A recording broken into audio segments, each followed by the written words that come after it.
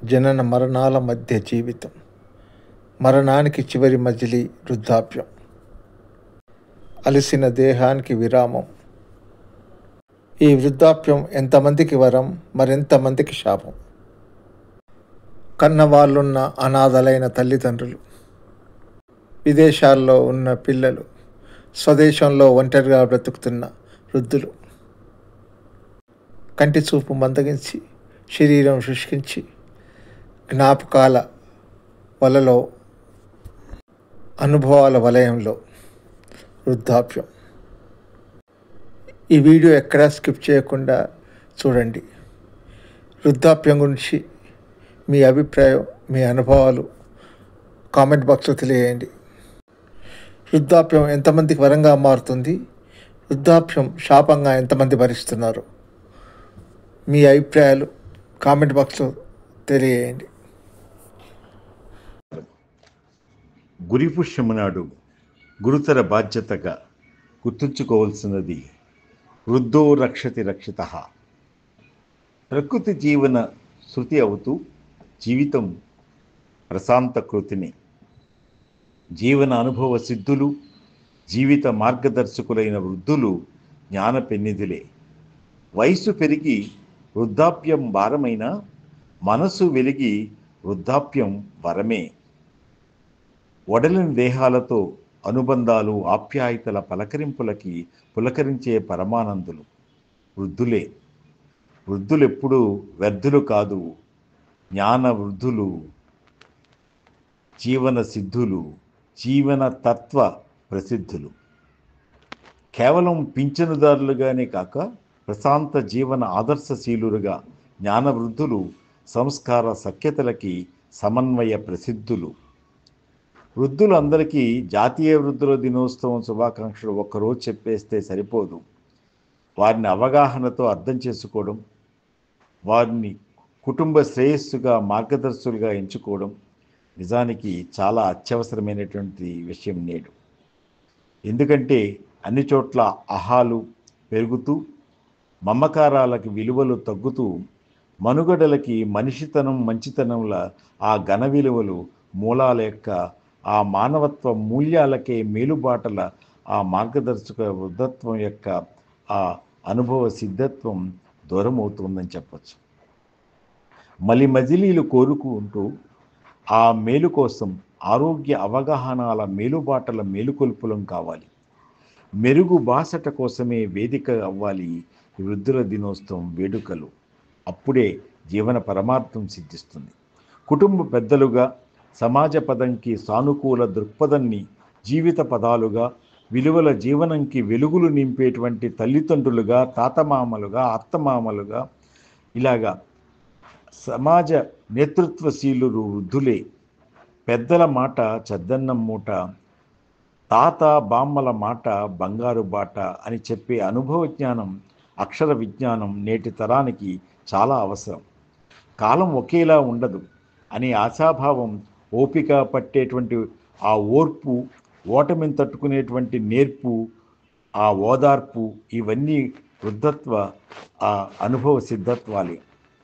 కనుక వాళ్ళని గౌరవిస్తూ ఆ వృద్ధత్వాన్ని గర్వంగా ఫీల్ అవుతూ వారు అనుభవ సిద్ధిని నేటి తరానికి పంచుకోవడంలోనే అది మన యొక్క అనుబంధాల్ని పెంచుకోవడం అవుతుంది. లోకనీతి కాలరీతుల్ని, సామాజిక విలువల్ని, నైతిక ప్రవర్తన, వ్యక్తిత్వం, సుగుణశీలతల్ని, ఆ వెలుగుల్ని భావితరాలకి, యువత బాలలకు పంచతంత్ర కథలుగాను, పెద్ద బాల శిక్షలుగాను, నీతి చంద్రికలుగాను, శతక సూక్తులుగాను, సమాజ విజ్ఞాన సూత్రాలుగా అందించే గురుతరం జాడ వృద్ధుల అనుభవశీలత్వ అడుగుజాడలే. జీవిత మార్గంలో కష్టనష్టాల ఆ ముళ్ళ మార్గాల్ని అధిగమించే ఓర్పు నేర్పుల్ని నేటి తరానికి నేర్పే దక్షత, ఆ శిక్షణల్ని వృద్ధుల నుండి అందుకోవడమే ఆ జీవన బాధ్యతని పెంచుతుంది. జీవితంలో ఉన్నటువంటి నిస్పృహల్ని పోగొట్టి ఆత్మహత్యలకు పరిగెట్టేటువంటి ఆక్రోశ ఆవేశాల అనర్థాలని ఆపగలుగుతుంది. అందుకే వృద్ధుల యొక్క అనుభవ సిద్ధిని ఎప్పుడూ కూడా తక్కువ అంచనా వేయకూడదు.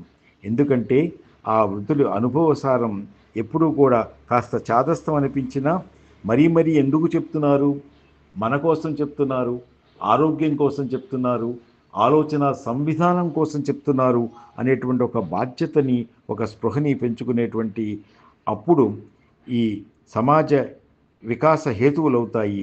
వ్యవస్థ వికాసానికి, వ్యక్తిత్వ నైతికతలకు, సహనశీలత్వాలకి, సమయస్ఫూర్తులకు సకాలంలో అందుకునేటువంటి ఒక జీవన సమన్వయ అవగాహనని పెంచుతాయి. కనుక ఆ వృద్ధులు కూడా మారిన కాలంతో పాటు కాస్త, ఎందుకంటే నిలవ ఉన్న నీరు ఎప్పుడూ కూడా ఆరోగ్యాన్ని, సువాసన అందించదు. కనుక మారుతున్న కాలంతో అవగాహన పెంచుకున్నా అసలైన మూల్యాల్ని వదలకుండా జీవిత గమన సంతులనంకి సదా పెద్దల శుద్ధులు అవసరమే. అమ్మ ఒడి నడవడి, నాన్న బడి వరవడిలా ఆ జీవనంకి సమాజం గుడి, వృద్ధాప్యం బడిని అని చెప్పచ్చు. కనుక ఆ భద్రతా భావన వాళ్ళల్లో ఆరోగ్య భరోసాలను కలిగించేలాగా వృద్ధాప్యం జీవితంకి బంగారు బాటలు వేయాలి. అందుకనే వారు ఎప్పుడూ కూడా ఇప్పుడు ఈ అమ్మమ్మ బామ్మల యొక్క కానీ, అత్త మామల యొక్క ఆ సూక్తులు కానీ వినేటువంటి ఆ నడవడి కావాలి. తల్లిదండ్రుల యొక్క ఆ పరంపరని, ఆ వారసత్వాన్ని, విజ్ఞాన వివేకాల్ని విచక్షణతో ఎదుర్కొంటూ ముందుకు సాగేందుకు తప్పకుండా ఆ నేటి కల్చర్కి బుక్ కల్చర్ కంటా కూడా లుక్ కల్చర్ కంటా బుక్ కల్చరే మేను అని చెప్పుకోవాలి.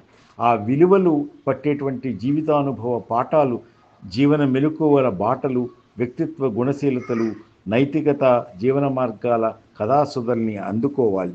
అందుకే అందరూ కూడా ఆ కబుర్ల కాలక్షేపాలు కాకుండా నిక్షేపణాలైనటువంటి ఆ అనుభవ సిద్ధుల యొక్క ఆ సూక్తుల్ని వింటూనే తప్పిదాల ముప్పులకి అలవాలం కాకుండా కాల నిక్షేపాలు లాంటి అనుభవ సిద్ధుల వృద్ధుల ఆలోచనల్ని, ఆచరణల్ని, జీవన మార్గాల్ని, అనుభవాల, జ్ఞాపకాల అక్షరసుధల్ని పంచుకోవాలి. జీవిత వెలుగుల్ని పెంచుకోవచ్చు. పలకరింపులకే పులకరించిపోయేటువంటి మరో బాల్యం ఆ వృద్ధాప్యం. కనుక వ్యాపకాలతోటే నిత్య జీవనాల్ని ఆ జ్ఞాపకాలతో పంచుకుంటూ జీవన కళని పెంచుకోవాలి. ఆత్మవిశ్వాసం, మనోనిబ్బరాల విశ్వసనీయ శక్తిగా ఆలంబనలై ఎంత వయోభారం, మరెన్ని శరీర రుగ్మతలు వేధించినా, బ్రతుకు బాధల బాటలైనా సదా సహనం, సంయుక్త జీవనాల యొక్క ఆ విశిష్టత సంయమనంతోనే వికసిస్తుంది. కనుక క్రాంతదర్శనులై వృద్ధాప్యంలోనూ ప్రశాంత జీవనాలు అవ్వటువంటి ఆ వృద్ధాప్యాన్ని కోరుకుంటూ అనాయాసేన మరణం వినా దైన్యేన జీవనం అనుకుంటూ ఏదైతే ఉంటుందో అటువంటి దాన్ని పరమేశ్వర అనుగ్రహించు అనుకుంటూ ఆ పారమార్థిక చింతనా భావనాన్ని పెంచుకోవాలి. అప్పుడే మనం ముందుకు సాగలుగుతాం. వృద్ధాప్యం యొక్క ఆ అనుభవ జ్ఞానసిద్ధిని పంచుకోగలుగుతాం. పరస్పర అవగాహన, పరిస్థితుల ఆలోచన సంవిధానాలతో సమస్యల పరిష్కార మార్గాలకి సహనం, కాల సంతులనమే సమాధానం అవుతుందన్నది అర్థం చేసుకుంటే ఏ అపార్థాలు, అనర్థాలు జరగక ధర్మగమనం, సహృదయ జీవనంగా సమాజం శోభిల్లుతుంది. భయాలు వదిలి అభయాల భరోసాలుగా అవి మృత్యువాకిల్ని మనోనిబ్బరంగా తెరవచ్చు.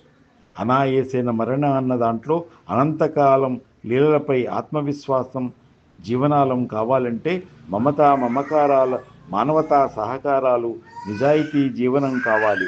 అహంకారం వీడిన నైతికత నైపుణ్యాలను పంచుకుంటూ జీవన కాంతుల్ని పెంచుకోవచ్చు.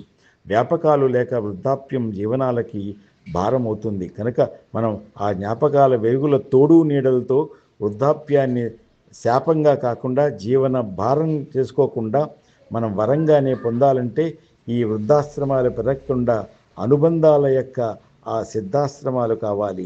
వసంతాల జ్ఞాపక జీవనంలో వృద్ధాప్యం శిథిల స్వరాలు, శిశిరఘోషలు కాకుండా జీవిత సంతసాల ఆ వృద్ధాప్యం మరో వసంతంగా స్వాగతించాలి.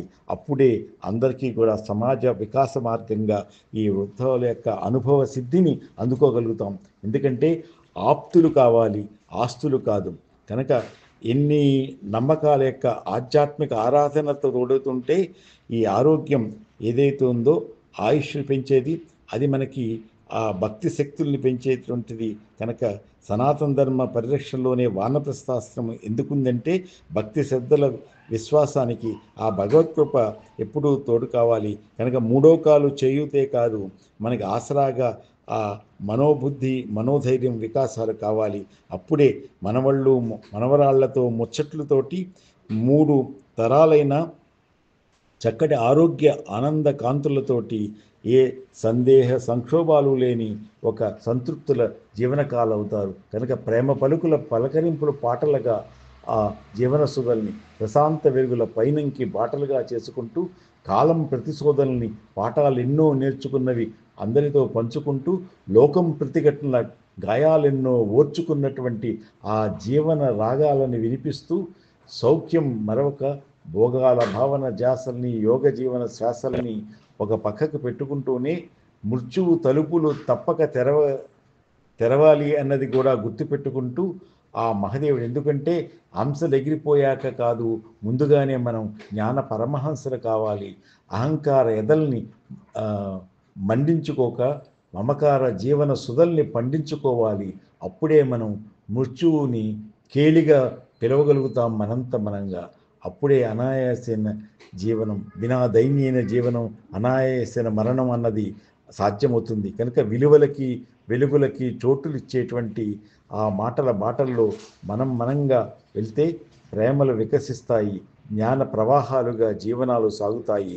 అనుభవ సారాల ఆ విశిష్టల్ని పంచుకుంటూనే మొదలు నిత్య సంతస నదులై సాగుతాయి, మధురానుభూతుల జీవన వసంతాలు వెలుగుతాయి అంటూ సర్వే జనా సుఖినో భవంతు, వృద్ధో రక్షతి రక్షితః అంటూ భవదీయుడు డాక్టర్ వేదు శ్రీరామ్ శర్మ శిరీష.